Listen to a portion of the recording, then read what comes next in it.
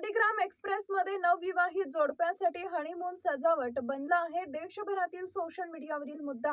संबंधित अधिकाऱ्यांना निलंबित करण्यात आलाय. रेल्वे विभागाच्या डिव्हिजनल मॅनेजरनी दिली आहे अधिकृत माहिती.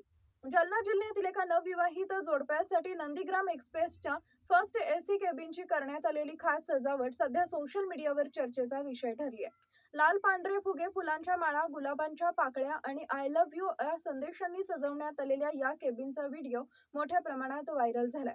गाडी क्रमांक 11002 नंदीग्राम एक्सप्रेसमध्ये जालना येथून प्रवास करणाऱ्या नवविवाहित जोडप्यांसाठी खासगी डेकोरेशन टीमनं फर्स्ट एसी केबिनची सजावट केली होती. प्रवासी गाडीत चढण्यापूर्वी संपूर्ण सजावट पूर्ण करण्यात आली होती.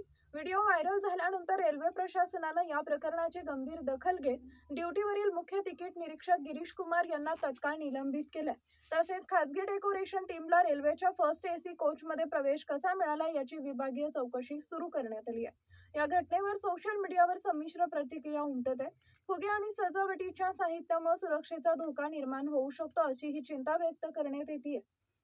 या संदर्भात रेल्वे डिव्हिजन विभाग मॅनेजर बी रितेश यांनी अधिकृत माहिती दिली असून हा व्हिडिओ जरी सध्या सोशल मीडियावर प्रचंड व्हायरल होत असला तरी या व्हिडिओची रेल्वे विभागानं गंभीर दखल घेतली असून योग्य ती चौकशी सध्या सुरू आहे. संबंधित टीटीला निलंबित करण्यात आलंय व पुढील तपास सुरू आहे अशी माहिती त्यांनी दिली आहे.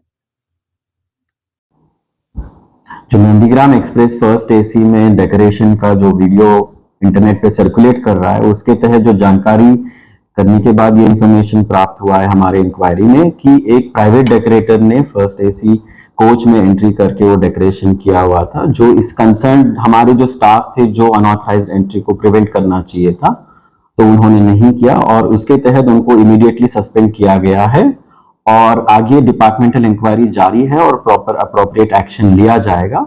और जो प्राइवेट डेकोरेटर है जो ट्रेन में अनऑथराइज्ड एंट्री करके जो ट्रेसपासिंग किए हुए हैं, उसके तहत जो रेलवे कानून के तहत जो उनको बुक किया गया था और रेलवे पुलिस इसकी पूरी जांच कर रही है और फर्दर जो एक्शन है उसके तहत हम लिया जाए।